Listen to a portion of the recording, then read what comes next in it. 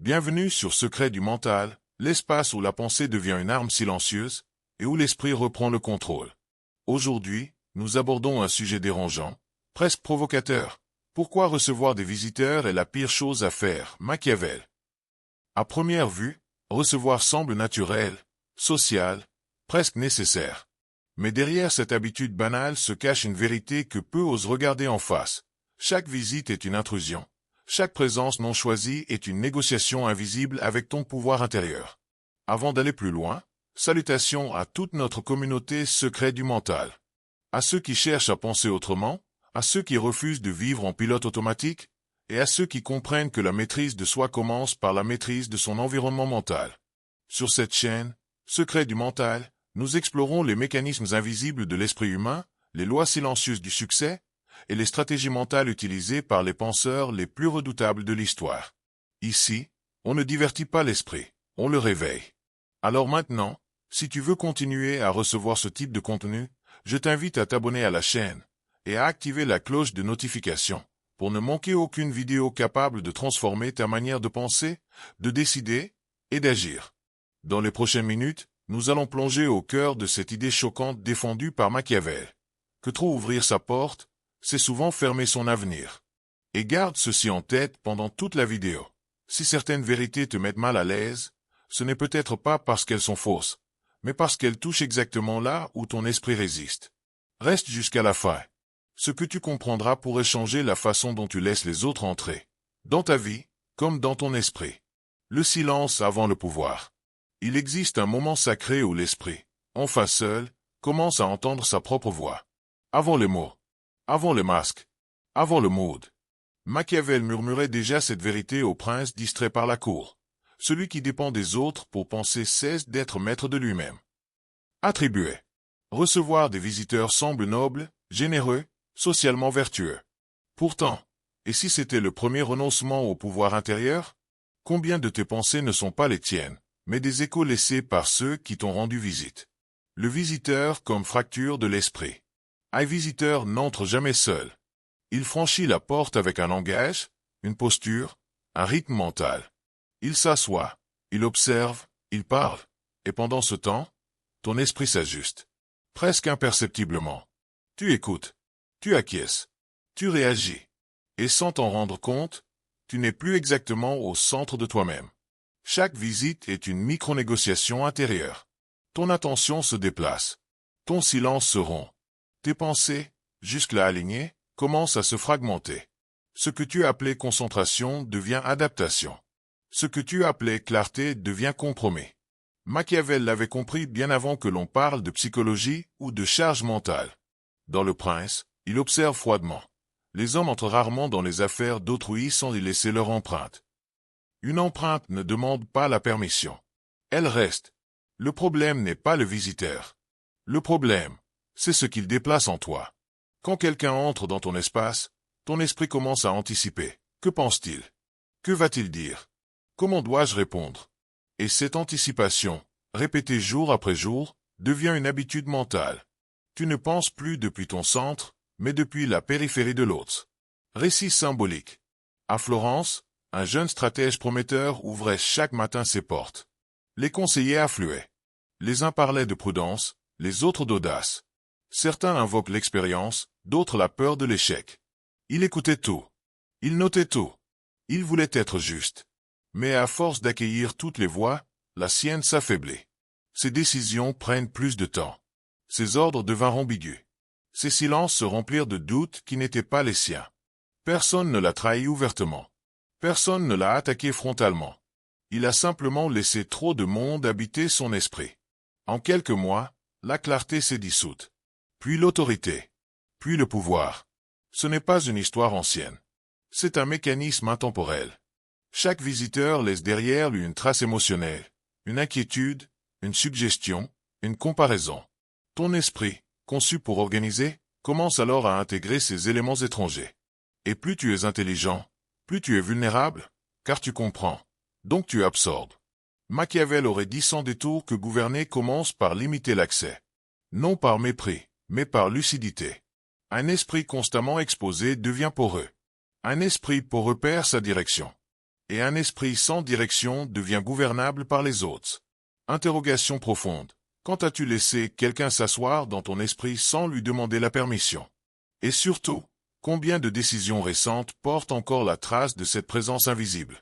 L'illusion sociale de la vertu. Il existe une croyance profondément enracinée. Recevoir, c'est être ouvert. Recevoir, c'est être généreux.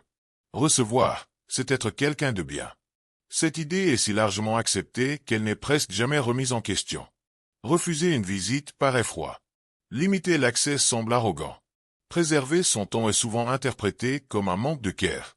Et ainsi, sans même s'en apercevoir, beaucoup sacrifient leur direction intérieure sur l'autel de la bonne image. Machiavel, lui, ne s'embarrasse pas d'illusions sociales. Il tranche, net, sans chercher à rassurer. Il vaut mieux être respecté que d'être aimé, lorsque l'on ne peut être les deux. Ce n'est pas une invitation à la dureté gratuite. C'est un avertissement stratégique. Car être aimé demande souvent une chose précise, la disponibilité. Être respecté, en revanche, exige une autre qualité bien plus rare, la constance dans ses limites. Recevoir des visiteurs peut devenir un acte motivé non par le choix, mais par la peur. Peur de déplaire. Peur d'être jugé distant. Peur de perdre sa place dans le regard des autres. Et cette peur, lorsqu'elle s'installe, commence à guider les décisions les plus banales. Ouvrir la porte, interrompre un travail, déplacer une priorité. Ce n'est plus toi qui décides. C'est l'attente sociale qui décide à ta place. Peu à peu, ton espace cesse d'être un lieu de création ou de réflexion. Il devient une scène. Tu joues un rôle, celui de la personne accessible, agréable, toujours disponible. Mais chaque rôle a un coût invisible. Et ce coût, c'est l'érosion de ton axe intérieur. Récit réel. Napoléon Bonaparte, lecteur attentif de Machiavel, connaissait cette mécanique mieux que quiconque. Avant chaque campagne majeure, il s'isolait. Il réduisait drastiquement les visites. Il fermait l'accès, non par mépris, mais par nécessité stratégique. Il savait qu'aucune victoire ne naît dans le bruit. Aucune vision claire ne survit à la dispersion. Aucune décision décisive ne s'élabore sous le regard permanent des autres. Ce retrait volontaire n'était pas un caprice. C'était un acte de commandement. Napoléon comprend que trop de voix adoucissent la décision jusqu'à la rendre inoffensive. Et dans certains contextes, l'inoffensif est une défaite déguisée. Machiavel aurait reconnu dans ce comportement une forme de sagesse froide. Savoir quand s'exposer et quand disparaître. Car celui qui recherche constamment l'approbation devient dépendant du regard extérieur. Et cette dépendance est incompatible avec toute forme de puissance durable. Recevoir pour être aimé peut sembler humain. Mais recevoir sans discernement, c'est parfois renoncer à sa trajectoire. Question brûlante. Cherches-tu l'approbation immédiate ou la puissance silencieuse qui ne demande ni applaudissement ni justification? La contamination invisible des pensées. L'esprit humain n'est pas une forteresse de pierre. C'est une matière vivante, malléable, traversée par ce qu'elle côtoie. Contrairement à ce que l'on croit, il ne faut pas un choc brutal pour déranger une pensée organisée. Il suffit souvent d'une phrase, d'un taux, d'un doute glissé comme par hasard. La pensée structurée est fragile parce qu'elle demande de la continuité. Elle se nourrit de répétition, de silence, de cohérence intérieure. Or, une simple conversation peut introduire une dissonance. Quelqu'un parle de ses peurs. Un autre minimise ton projet. Un troisième questionne ce que tu avais déjà décidé. Rien d'agressif. Rien de frontal. Et pourtant, une fissure apparaît. Machiavel avertit avec une lucidité implacable. Celui qui ne gouverne pas son environnement sera gouverné par lui. Ce n'est pas une métaphore abstraite. C'est une loi psychologique. Ton environnement parle en permanence à ton esprit. Les mots que tu entends, les attitudes que tu observes, les émotions que tu ressens en présence des autres s'impriment. Même lorsque tu crois être solide, ton esprit enregistre. Même lorsque tu te crois maître de toi, il ajuste subtilement ses priorités. Le danger n'est pas immédiat. Il est cumulatif. Une conversation aujourd'hui. Une remarque demain. Un doute la semaine suivante. Et soudain, ce que tu visualisais avec intensité devient flou. Ce que tu poursuivais avec certitude commence à te sembler excessif, irréaliste, risqué. Non parce que cela l'est devenu, mais parce que ton esprit a été exposé à trop de signaux contradictoires. C'est ainsi que naît la contamination invisible. Elle ne fait pas de bruit. Elle ne laisse pas de traces évidentes. Mais elle modifie la direction. Machiavel savait que le pouvoir se perd rarement par une attaque directe. Il se dissout plus souvent par l'influence diffuse, par l'incapacité à contrôler ce qui nous entoure. Celui qui ouvre trop largement son espace mental finit par penser selon les normes, les peurs et les limites des autres. Exercice méditatif. Ferme les yeux. Revois ton dernier visiteur. Pas ce qu'il a dit, mais ce que tu as ressenti après son départ. Une tension. Un découragement léger? Une agitation inhabituelle? Ou peut-être une urgence qui n'était pas la tienne avant. Observe sans juger. Demande-toi, cette émotion m'appartient-elle vraiment? Ou a-t-elle été déposée là, discrètement? Sans mon consentement? Cet exercice révèle une vérité dérangeante. Nous sommes souvent traversés par des états mentaux que nous n'avons pas choisis. Et tant que cette porte reste sans gardien, elle restera ouverte à toute influence. Interrogation intérieure, qui protège la porte de ton esprit? Et depuis combien de temps est-elle laissée sans surveillance? La solitude comme forge du destin. Il existe une solitude qui affaiblit, et une solitude qui façonne. La première insulte par peur. La seconde retire par choix. Les grands desseins ne naissent jamais dans la saturation. Ils émergent dans les zones calmes de l'esprit, là où aucune voix extérieure ne réclame ton attention, là où aucune opinion ne demande à être prise en compte. Machiavel l'avait compris instinctivement. Il écrivait souvent seul, à distance des salons, loin des discussions mondaines et des cercles bruyants. Non parce qu'il méprisait les autres, mais parce qu'il savait que la lucidité exige une certaine austérité mentale. La sagesse se nourrit du recul, non de la foule. Cette phrase, qu'on lui attribue, condense une réalité rarement acceptée. La foule rassure, mais elle brouille. Elle donne le sentiment d'exister, mais elle dilue la vision. Dans la solitude choisie, l'esprit cesse de réagir.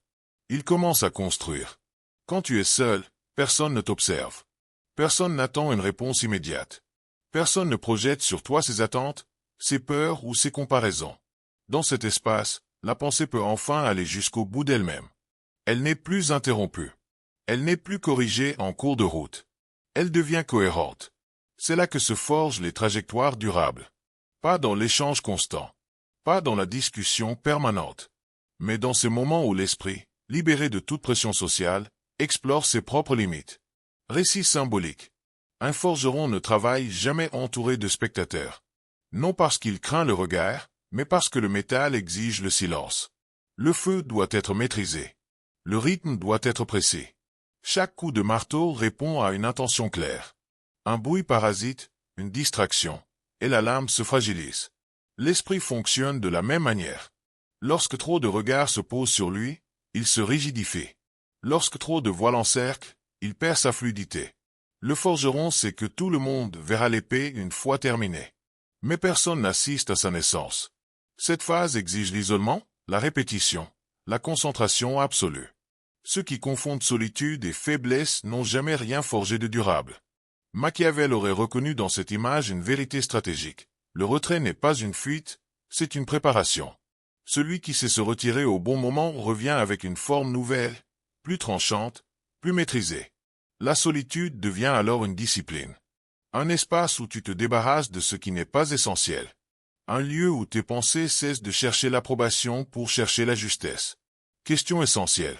Que pourrais-tu devenir si tu partageais ton silence comme un trésor? Et surtout, qu'as-tu cessé de forger parce que trop de monde regardait par-dessus ton épaule? Le guide intérieur se réveille. Il se passe toujours la même chose lorsque le bruit se retire. Au début, il y a un vide. Un silence presque inconfortable. Comme si quelque chose manquait. Tu tends l'oreille, par habitude, attendant une interruption. Une voix, un message, une présence. Mais rien ne vient. Et puis, lentement, d'autres choses émergent. Lorsque les visiteurs cessent de venir, lorsque les sollicitations se raréfient, lorsque plus personne ne réclame ton attention immédiate, ta voix intérieure reprend sa place. Pas celle qui répète ce que tu as entendu ailleurs. Pas celle qui justifie, explique ou se défend. Une voix plus basse, plus ferme, plus ancienne aussi. C'est elle qui avait été couverte. Machiavel aurait conclu sans détour, sans lyrisme inutile. Le véritable pouvoir commence là où l'influence des autres s'arrête. Cette phrase ne parle pas de domination extérieure, mais d'autorité intérieure. Tant que ton esprit est occupé par les pensées des autres, tu ne fais que gérer des échos. Quand ces influences s'éteignent, quelque chose de plus précis se met à parler. Ce guide intérieur ne crie jamais. Il n'insiste pas. Il attend. Il attend que tu arrêtes de le noyer sous des conversations inutiles, des visites répétées, des échanges qui ne nourrissent rien. Il attend que tu récupères ton espace mental, non pour te replier, mais pour m'aligner. À ce moment-là, les décisions changent de nature. Elles ne sont plus réactives. Elles deviennent directionnelles. Tu ne demandes plus « Qu'est-ce qu'on attend de moi ?» Tu te demandes « Où vais-je réellement ?» Ce basculement est discret, mais irréversible. Tu ressens moins le besoin d'expliquer. Tu tolères moins les intrusions. Tu comprends que protéger ton esprit n'est pas un acte égoïste, mais un acte de responsabilité envers toi-même. Machiavel n'aurait pas appelé cela sagesse morale. Il aurait parlé d'efficacité intérieure. Car un esprit clair agit avec plus de précision qu'un esprit encombré de voix étrangères. Et dans ce calme retrouvé, une discipline nouvelle s'installe. Tu choisis ce qui hante. Tu choisis ce qui reste. Tu choisis ce qui te quitte. Non par dureté, mais par lucidité. Affirmation finale. Je choisis le silence fertile. Je protège mon esprit. Je deviens l'architecte invisible de mon destin. Ces mots ne sont pas une formule. C'est une posture. Une ligne tracée. Une frontière posée là-haut. Trop longtemps. Tout le monde entrait librement. Dernière question. Et si refuser les visiteurs n'était pas un rejet du monde, mais est-ce le premier acte de souveraineté sur ta propre vie? L'art de fermer la porte. Ce n'est pas un rejet du monde. C'est une sélection du sacré. Ferme la porte. Assieds-toi. Pense. Car comme le savait Machiavel, le monde appartient à ceux qui savent quand se retirer.